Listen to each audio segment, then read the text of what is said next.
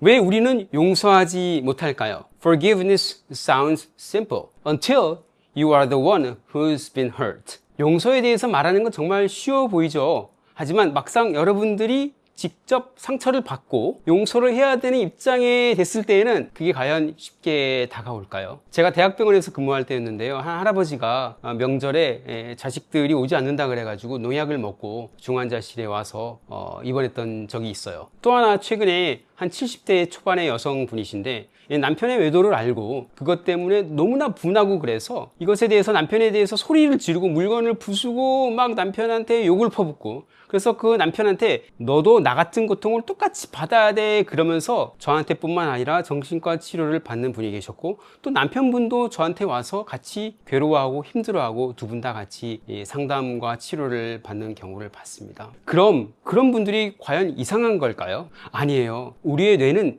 배신이나 모욕 또는 억울함을 겪게 되잖아요. 그럼 이것을 생존의 위협으로 인식을 한대요. 신경학적으로 감정을 담당하는 편도체가 있는데 그게 활성화가 되면은 우리의 컨트롤, 이성의 그러한 전두엽을 갖다가 무력화시키는 거죠. 즉 감정이 앞서게 되면은 감정을 담고 있는 이성의 그릇이 깨지면서 좀 더 쉽게 말하면요, 한번 빡 돌면 눈에 보이는 게 없게 된다, 이렇게 되는 거죠. 그럼 그 결과는 어떻게 될까요? 용서를 해야 하는 상대에 대한 분노가 너무나 크지만 그 분노를 통해서 결국은 상대는 파괴를 못하고 결국은 나 자신만 파괴되는 거예요. 그래서 불안증, 두통, 소화장애, 심지어는 기억력도 떨어지고 그러면서 뇌 자체가 망가지고 이것이 과학적으로도 증명이 되었죠. 그래서 저는 환자분께 이런 말씀을 드립니다. 환자분 많이 힘드시죠? 하지만 용서하는 거는 당신이 고통받고 정말 복수하고 싶은 그 사람을 용서하는 게 아니라 당신의 삶을 위해서 용서하는 거예요. 하지만 많은 사람들이 이렇게 말해요. 알겠는데 너무나 화가 나고 도저히 안 돼요.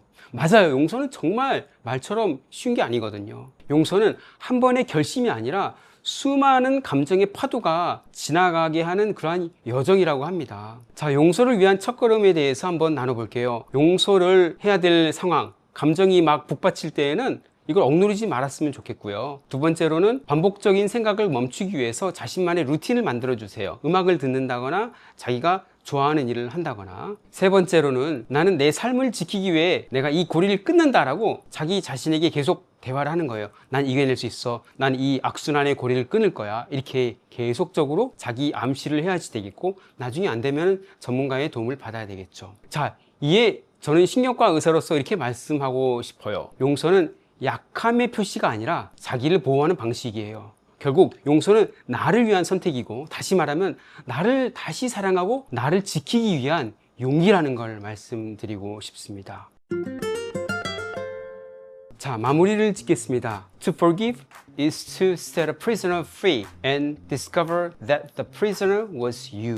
용서는 죄수를 풀어주기 위한 것이고 그 죄수는 바로 나였음을 깨닫게 되는 것입니다. 용서 어려운데요. 같이 용서를 했으면 좋겠습니다. 제가 기도하는 것 중에 이런 게 있어요.